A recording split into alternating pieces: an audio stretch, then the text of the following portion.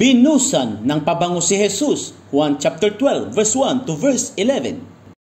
6 na araw bago magpaskwa, si Jesus ay dumating sa Betania, sa bayan ni Lazaro na kanyang muling binuhay. Ipinaghanda siya roon ng hapunan. Naglingkod si Marta at si Lazaro isa sa mga kasalo ni Jesus.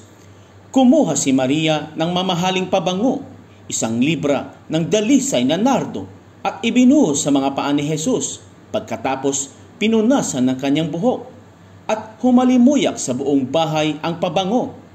Si Judas Iscariote, ang alagad na magkakanulo kay Jesus, ay nagsabi, "Bakit hindi ipinagbili ang pabango at ibinigay sa mga dukha ang pinagbilhan? Maaaring umabot sa 300 denaryo ang halaga niyan." Hindi dahil sa siya'y may malasakit sa mga dukha, kaya niya sinabi iyon, kundi dahil sa siya'y magnanakaw. Siya ang nag-iingat ng kanilang salapi at kinukupit niya ito.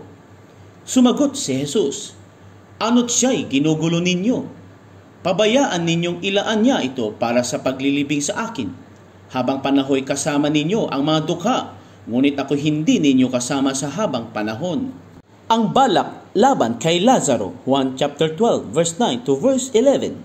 Nabalitaan ng maraming Hudyo na si Jesus ay nasa Betania, kaya't pumaroon sila, hindi lamang dahil sa kanya, kundi para makita si Lazaro na kanyang muling binuhay. Kaya't binalak ng mga punong saserdote na ipapatay rin si Lazaro, sapagkat dahil sa kanya ay maraming Hudyo ang humihiwalay na sa kanila at nananalig kay Jesus. Ang matagumpay na pagpasok sa Jerusalem, Juan chapter 12, verse 12 to verse 19. Kinabukasan, nabalitaan ng makapal na taong dumalo sa pista na patungo sa Jerusalem si Jesus. Kumuha sila ng mga palapa ng palma at lumabas ng lungsod upang siya'y salubungin. At ganito ang kanilang sigaw, "Hosana! Purihin ang dumarating sa ngalan ng Panginoon! Purihin ang hari ng Israel!" Nakita ni Jesus ang isang batang asno at sinakyan ito, gaya ng nasusulat, "Huwag kang matakot, lungsod ng Siyon. Masdan mo, dumarating ang iyong hari, nakasakay sa bisirong asno."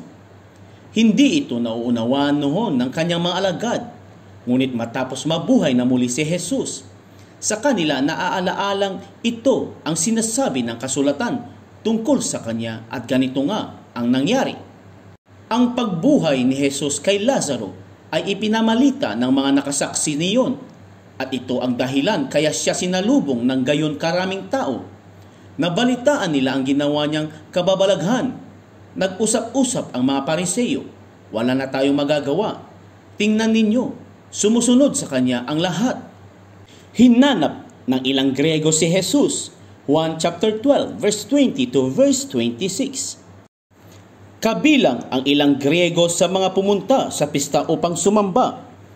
Lumapit sila kay Felipe na taga Bethsaida, Galilea, at nakiusap, "Ginoo, ibig po naming makita si Jesus." Sinabi ito ni Felipe kay Andres, at silang dalaway lumapit kay Jesus at ipinaalam ang kahilingan ng mga iyon. Sinabi ni Jesus, "Dumating na ang oras upang parangalan ang anak ng tao. Tandaan ninyo, malibang mahulog sa lupa ang butil ng trigo at mamatay, mananatili itong nag-iisa, ngunit kung mamatay ito'y mamumunga ng marami."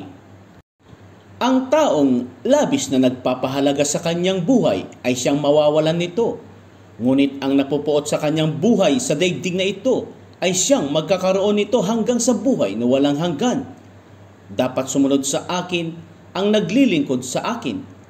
At saan man ako naroroon ay naroon din ang aking lingkod. Pararangalan ng Ama ang sinumang naglilingkod sa akin.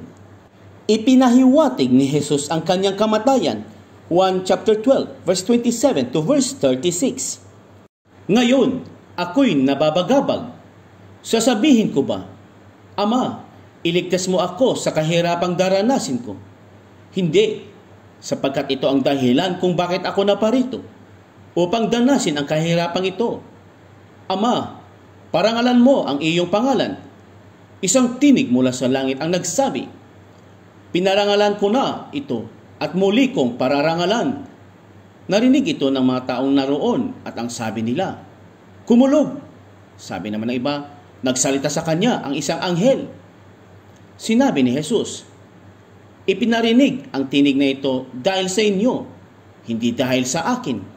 Panahon na upang hatulan ang sanlibutan. Itataboy ngayon sa labas ang pinuno ng sanlibutan ito, at kung ako'y maitaas na, ilalapit ko sa akin ang lahat ng tao." Sinabi niya ito upang ipakilala kung paano siya mamamatay. Sumagot ang mga tao, "Sinasabi sa kautusan na ang Mesayas ay mananatili magpakailanman.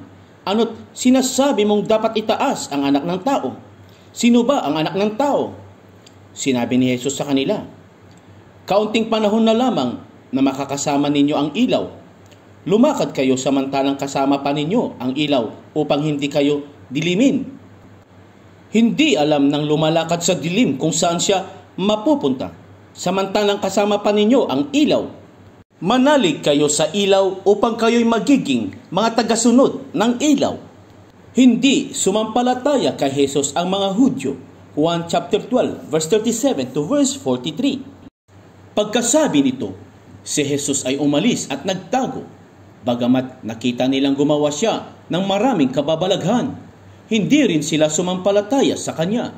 Sa gayoy natupad ang sinabi ng propeta Isaias, "Panginoon, sino ang naniwala sa mga salitang narinig nila sa amin? Kanino ipinakita ng Panginoon ang kanyang kapangyarihan?" Tulad ng sinabi pa ni Isaias, hindi sila makapaniwala sapagkat binulag niya ang kanilang mga mata at pinatigas ang kanilang ulo, upang hindi sila makakita ni makaunawa ang kanilang mga isip, o manumbalik sa akin upang sila'y pagalingin ko. Sinabi ito ni Isaias sapagkat nakita niya kung gaano kadakila si Jesus at nagsalita siya tungkol sa kanya.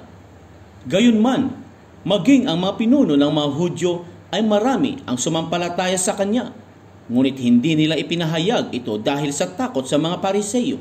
Baka sila itiwalag sa sinagoga, sapagkat inibig pa nilang kalugdan sila ng tao kaysa kalugdan ng Diyos. Ang salita ni Jesus ang hahatol, Juan chapter 12, verse 44 to verse 50. At malakas na sinabi ni Jesus, "Ang nananalig sa akin ay hindi lamang sa akin nananalig, kundi pati sa nagsugo sa akin. At ang nakakita sa akin ay nakakita sa kanya. Ako'y naparito bilang ilaw ng sanlibutan, upang hindi manatili sa kadiliman ang nananalig sa akin. Kung mapakinggan ninuman ang aking mga salita, ngunit hindi niya tuparin ito, hindi ko siya hahatulan, sapagkat naparito ako hindi upang hatulan ang sanlibutan, kundi upang iligtas ito. May hahatol sa sino mang magtakwil sa akin at hindi tumanggap sa aking mga salita. Ang salitang ipinahayag ko ang hahatol sa kanya sa huling araw. Sapagkat hindi ako nagsalita sa ganang sarili ko lamang, kundi ang amang nagsugo sa akin ang siyang nag-utos kung ano ang aking sasabihin at ipahahayag. At alam kong ang kanyang utos ay nagbibigay ng buhay na walang hanggan, kaya't ang ipinasasabi ng Ama ang siya kong sinasabi.